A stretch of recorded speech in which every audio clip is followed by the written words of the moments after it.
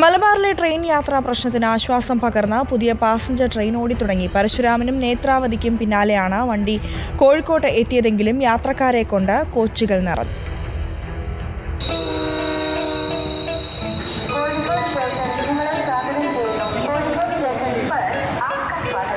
കൂകി വിളിച്ച് പുതിയ passenger train കോഴിക്കോട്ടെ 4-ാം നമ്പർ പ്ലാറ്റ്ഫോമിലേക്കെത്തി. റെയിൽവേ ജീവനക്കാരും യാത്രാ സംഘടനകളും പുഷ്പവൃഷ്ടി നടത്തിയും പൊന്നാടയണിയിച്ചും സ്വീകരിച്ചു.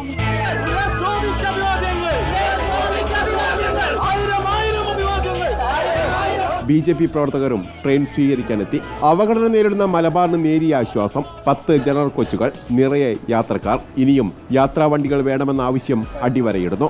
റിപ്പോർട്ടർ ടിവിക്കും അഭിനന്ദനങ്ങൾ. കുറലിനെ തൊട്ടും ബാക്കിൽ വന്നിട്ട് ഇത്രയും ഹെവി റഷാണ്.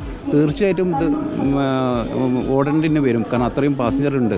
ശരിക്കും ബംഗ്ലാദേശിലൊക്കെ അനുഭവിക്കുന്ന അനുഭവമാണ്. തീവണ്ടിയുടെ മുകളിൽ കയറാനുള്ള പരിശീലനം മാത്രം നേടിയിട്ടില്ല എന്നുള്ളൂ. ഇനിയും 80% തീവണ്ടികളുടെ അപര്യാപ്തത ഉണ്ട്. കേരളത്തിലെ ജനങ്ങളുമായി ബന്ധപ്പെട്ടുകൊണ്ട് റിപ്പോർട്ടർ TV എന്നും കൂടെ നിന്നിട്ടുണ്ട്. ഓഫീസ് സമയം കഴിഞ്ഞ് കോഴിക്കോടെത്തുന്ന യാത്രക്കാർക്ക് അനുയോജ്യമായ സമയമാണ് ഈ സമയം. നല്ല സമയമാണ്, കാരണം അവിടുന്ന് സ്റ്റാർട്ട് ചെയ്യുമ്പോൾ തന്നെ ഒരു സ്കൂളൊക്കെ വിടുന്ന ടൈമായിരിക്കും.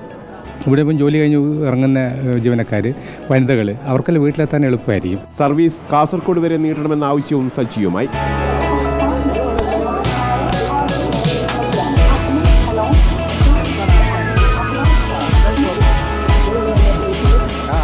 ദീർഘനാളത്തെ ആവശ്യങ്ങൾക്ക് ശേഷമാണ് മലബാറിന് പുതിയൊരു യാത്രാ ട്രെയിൻ അനുവദിക്കപ്പെടുന്നത്.